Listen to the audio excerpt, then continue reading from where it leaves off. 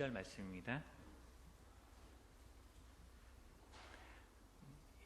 구약 402페이지 룻기서 1장 19절에서 22절까지 저하고 한 절씩 교독하겠습니다.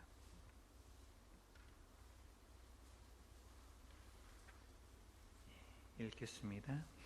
이에 그 두 사람이 베들레헴까지 갔더라. 베들레헴에 이를 때 온 성읍이 그들로 말미암아 떠들며 이르기를 이가 나옴이냐 하는지라.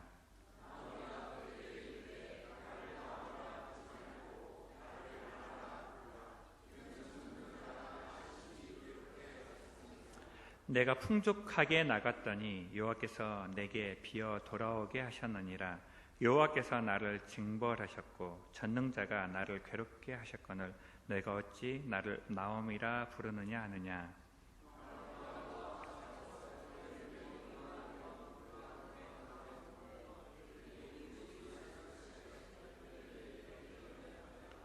아멘. 앞뒤 잡으로 인사하겠습니다. 오셨으니 잘 오셨습니다. 제가 착각인지는 몰라도 평소보다 더 많이 모이신 것 같은 느낌이 듭니다.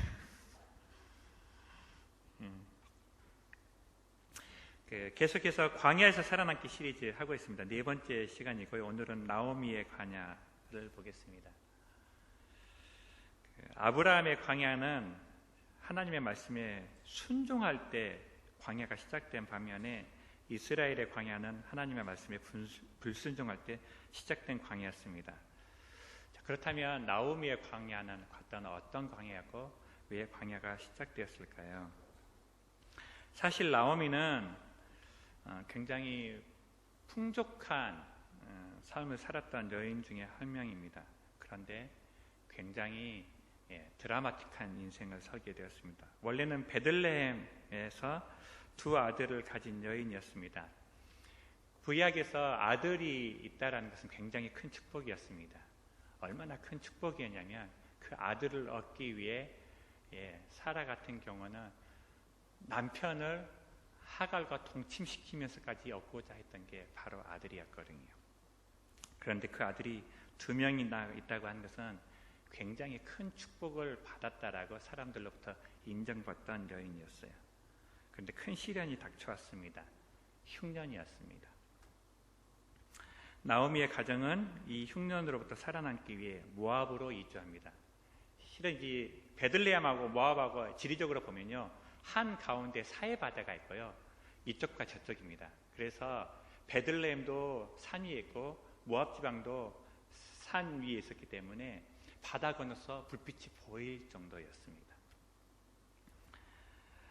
나오미의 가정은 이 흉년으로부터 살아남기 위해 모압으로의 이주를 결정을 해요. 이렇게 힘든데 이주를 하면 더 나아질 거라고 믿었습니다. 그런데 예상하지 못한 일이 일어났어요. 갑작스럽게 남편이 죽고 남아있던 두 아들까지 죽게 되었습니다. 나오미에게 왜 이런 일들이 일어났을까요? 사사기 21장 25절 말씀입니다. 같이 한번 읽어보겠습니다. 시작.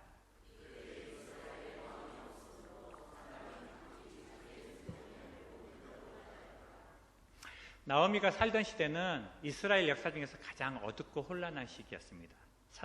사사들이 치리하던 시기였고 그 시대를 이 한 문장으로 정리를 합니다. 그때 이스라엘에 왕이 없으므로 사람이 각기 자기 소견에 옳은 대로 행하였더라. 왕이 없었다는 말은 하나님을 향한 신앙이 없었고 하나님을 두려워하는 참된 지도자가 없었다라는 말입니다. 무질서의 시대였습니다. 법이 있어도 법을 두려워하지 않는 시대였습니다. 자기 소견이 옳으면 그것이 곧 법이 되는 시대였습니다. 돈이 있고 힘 있고 목소리 크면 이기는 시대가 나오미가 살던 시대였습니다. 사실 이스라엘은 왕이 없던 것이 아니라 하나님이 왕이신 나라였습니다. 인간 왕은 없었지만 하나님을 왕으로 모시는 그런 나라였습니다. 그러나 이스라엘은 그 하나님을 왕으로 섬기지 않고 하나님의 말씀에 순종하지 않고 자기 소견에 옳은 대로 살았기 때문에 멸망했던 것입니다. 기준이 있었습니다. 그러나 각자가 가지고 있는 기준이 달랐기에 서로 자기 기준이 맞다고 생각했고 누가 옳은지 누가 틀린지 알 수 없는 혼란스러운 상황이었습니다. 지금도 비슷한 것 같습니다. 똑같은 사건을 두고 이쪽에서는 이 말하고 저쪽에서는 저 말하고 누가 옳은지 모르겠어요. 자기 소견에 옳다라고 살아가고 있습니다. 흉년이라는 예상하지 못한 그리고 감당하기 어려운 어려움이 닥쳤을 때 사람들은 흔히 네 가지 반응을 보인다고 합니다. 첫 번째, 흉년이라는 상황 자체를 부인합니다. 이런 사람들의 특징은 다른 일에 몰두합니다. 그래서 흔히 그것을 중독이라고 합니다. 도박에 빠지기도 하고 때로는 게임에 빠지기도 하고 때로는 일이나 심지어 사역에 빠지기도 합니다. 다른 것에 집중해서 자신의 현실을 눈감아 버리고 인정하려 들지 않습니다. 두 번째는 흉년이 들었는데도 그것을 무지하게 깨닫지 못하는 사람도 있습니다. 남들이 다 아는데 본인만 모릅니다. 그래서 주변에서 다들 걱정하는데 본인만 괜찮다고 합니다. 오늘도 대구에서 확진자가 나와서 이렇게 10명이 넘는 사람들이 감염됐다는 이야기를 들었습니다. 내가 아니라고 생각해도 다른 사람이 그렇다고 하면 한 번 정도 점검해 볼 필요는 있는 것 같습니다. 그런데 이 두 번째 사람은 절대로 다른 사람의 말을 듣지 않습니다. 그래서 멸망으로 갑니다. 세 번째는 현실 도피입니다. 일단 피하면 어떻게든 되겠지라고 생각합니다. 나오미는 세 번째 류였습니다. 이 상황을 피하면 더 나아질 거라고 생각을 했습니다. 우리는 흔히 이 상황을 피하면 더 나아질 거라는 착각에 빠집니다. 그러나 나오미의 이야기를 보면 그것이 착각이고 결코 그렇지 않다라는 것을 보게 되어집니다. 그러면 어떻게 대처하는 게 맞을까요? 네 번째, 용기 있게 직면하는 것입니다. 문제를 문제로 인식하고 인정하고 거기에 맞게 직면하는 것이죠. 예가 나옵니다. 구세군의 창설자 윌리엄 부스의 이야기입니다. 윌리엄은 나이 80이 가까워지자 점점 시력이 나빠지기 시작했습니다. 사태가 심각해지는 것을 느낀 의사는 윌리엄의 아들을 조용히 불러서 얘기했습니다. 아버님의 시력이 점점 나빠지고 있습니다. 3년이 지나면 시력을 완전히 잃게 되실 것 같습니다. 심각한 소식을 들은 아들은 조심스럽게 아버지에게 그 소식을 전했습니다. 그러자 그 아버지가 그 소식을 듣고 아들을 쳐다보며 이렇게 말했습니다. 지금까지 나는 두 눈을 가지고 하나님을 위해 어떻게 살 것인가를 기도했었다. 그리고 지금까지 하나님께서 도와주셔서 내 삶은 감격스러운 보람의 연속이었다. 이제 두 눈 없이 하나님을 위해 어떻게 살 것인가를 위해 기도하겠다. 두 눈 없이도 내게 주신 삶의 마지막 시간들을 주님을 위해 일하며 살아갈 수 있도록 하나님께 기도하겠다.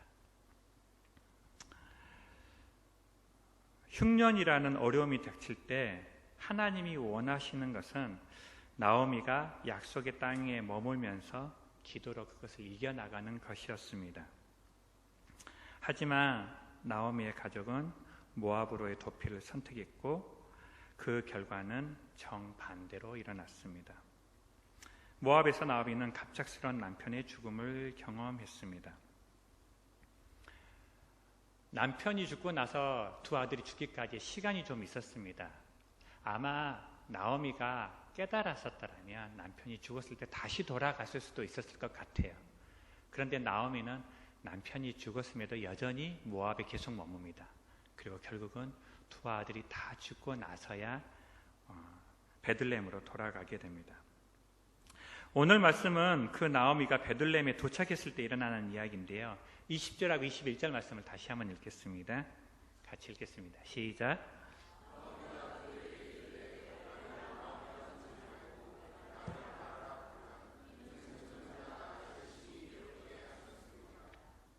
예.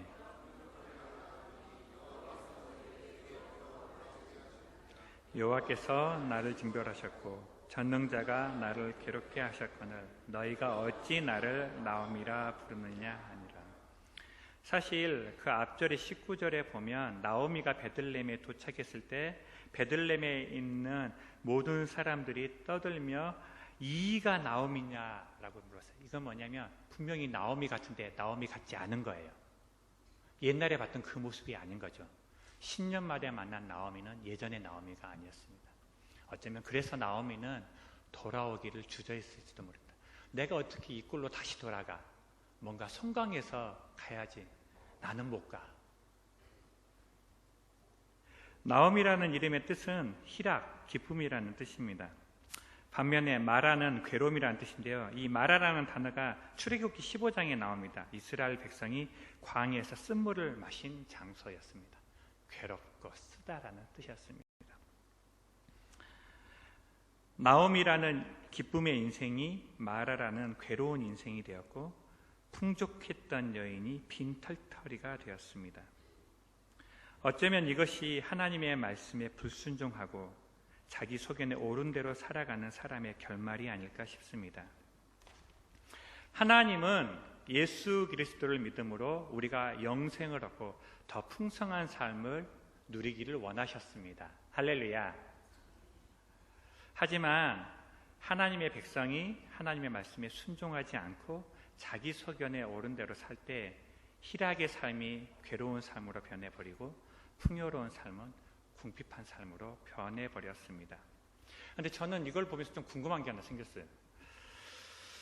나오미가 하나님의 말씀에 불순종했다고 하나님께서 남편도 죽이고 두 아들도 죽이실까?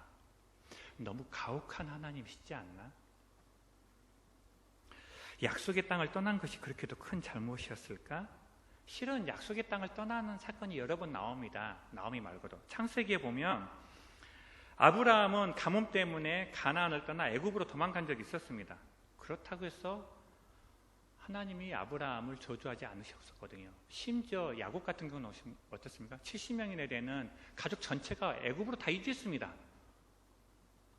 그거 잘못이 아니었거든요. 애굽으로 가면 되고 모압으로 가면 안 되냐? 그런 건 아니었던 것 같습니다. 저는 성경을 이렇게 묵상하면서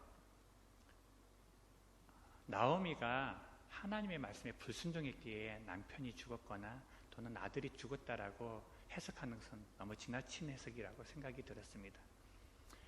우리가 하나님의 말씀에 불순종할 때 하나님이 돌이키기 위해서 우리에게 어려움을 허락하시지는 않지만 허락하시기도 하지만 그렇다고 해서 우리가 잘못을 행할 때마다 우리를 치시는 하나님은 아니십니다. 그러면 나오미가 베들레헴을 떠난 것은 잘못이었을까? 잘못이었던 것 같아요. 나오미는 자신에게 일어나는 일들을 통해서 자기가 하나님의 말씀에 불순종하고 있다는 것을 깨달았습니다. 그래서 21절에 여호와께서 나를 징벌하셨다고 고백하고 있습니다. 인생의 어려움이 닥칠 때 우리는 두 가지 정도의 선택을 해야 되는 것 같아요. 그 어려움을 피해서 다른 곳으로 갈 것이냐, 아브라함이 애굽으로 갔던 것처럼, 야곱의 가족이 애굽으로 갔던 것처럼 이 어려움을 피해 그렇게 이동하는 것이, 피하는 것이 지혜로울 때도 있습니다. 그러나 어쩔 때는 하나님이 허락하신 그 환경 가운데 믿음으로 부르신 자를 지켜야 될 때가 있습니다. 어떻게 구분할까요? 하나님의 음성을 들어야 됩니다. 나를 향한 하나님의 뜻이 무엇인지. 똑같은 행동이 어떤 사람에게는 믿음의 순종이 될 수 있지만 똑같은 행동이 어떤 사람에게는 불순종의 행동이 될 수 있기 때문입니다. 지금 나를 향한 하나님의 뜻이 무엇인지 남들이 한다고 다 그 길을 따라가면 안 됩니다. 왜냐하면 그의 길과 나의 길은 다르기 때문입니다. 그 사람이 해도 된다고 나도 하면 안 됩니다. 하나님께 물어보셔야 됩니다. 주님, 제가 어떻게 해야만 될까요? 하나님은 나오미의 삶을 통해 불순종의 결과가 얼마나 끔찍한지를 보여주는 것이 아니라 오히려 하나님께로 돌아오면 아무리 열악한 상황이라 하더라도 하나님이 다시 회복시키실 수 있음을 보여줍니다. 빈손이 된 지금이라도 다시 시작한다면, 다시 하나님께 돌아온다면 하나님은 우리를 다시 회복시키시고 우리를 통해 하나님의 뜻을 이루실 줄로 믿습니다. 룻기의 이야기는 그런 이야기입니다. 가장 어두운 시대에 가장 불행한 삶을 살았던 한 여인의 이야기를 통해 하나님이 어떻게 그를 회복시키시고 어떻게 하나님의 뜻을 이루어 가시는가를 보여주는 이야기입니다. 우리가 잘못된 선택을 할 때 하나님이 우리를 돌이키시기에 어려움을 허락하실 때도 있습니다. 그러나 그 어려움 자체가 하나님의 목적은 아닙니다. 하나님은 언제나 우리가 다시 회복되기를 원하십니다. 그래서 하나님이 우리에게 어려움을 허락하실 때 왜 내게 이런 일들이 일어나지? 불평하거나 원망하는 것이 아니라 하나님의 뜻이 무엇인지, 이것을 통해서 이루고자 하는 하나님의 뜻이 무엇인지 기도하며 나아갈 때 우리는 다시금 회복시키시는 하나님을 경험할 줄로 믿습니다. 말씀을 정리하겠습니다. 독수리의 이야기가 있습니다. 온몸에 상처를 입은 독수리가 있었습니다. 상처 때문에 너무 괴로운 나머지 절벽 아래서 뛰어내리려고 했습니다. 그런데 마침 그때 그 광경을 지켜보던 대장 독수리가 있었습니다. 대장 독수리는 손살같이 날아가서 그 독수리를 한쪽으로 밀어내고 이런 말을 했습니다. 내 날개를 좀 봐. 이 상처는 사냥꾼이 쏜 총에 맞은 상처야. 여기 있는 이 찢어진 상처는 다른 독수리가 나를 해하기 위해서 공격할 때 입었던 상처야. 그리고 여기 있는 이 상처는 내가 먹이를 구하러 갈 때 가시덤불에 찢겨서 생긴 상처야. 대장 독수리는 계속해서 말을 했어요. 내 몸에 나는 비록 대장 독수리지만 내 몸은 상처투성이라네. 이 말을 들은 독수리는 고개를 푹 숙였어요. 대장 독수리는 단호하게 말을 했습니다. 이것은 단지 몸에 생긴 상처뿐이야. 하지만 내 마음에 새겨진 상처는 훨씬 크고 깊어. 이렇게 나는 몸과 마음에 무수히 많은 상처가 있어. 그러나 그럼에도 나는 오늘까지 싸우며 살아왔어. 상처 없는 독수리는 태어나지 않은 독수리일 뿐일세. 인생의 광야 누구에게나 있습니다. 도망가거나 부인한다고 해결되지 않습니다. 현실을 인정하고 그 문제를 주님 앞에 가지고 나아갈 때 하나님은 우리를 다시 회복시키십니다. 지금 우리의 상황이 어떠하든지, 지금 우리나라의 상황이 어떠하든지 하나님은 다시 회복시키실 수 있습니다. 하나님을 왕으로 섬기며 그분 앞에 겸손히 나아감으로 회복과 은혜를 경험하는 성도들, 그러한 나라 되기를 주님의 이름으로 축복합니다.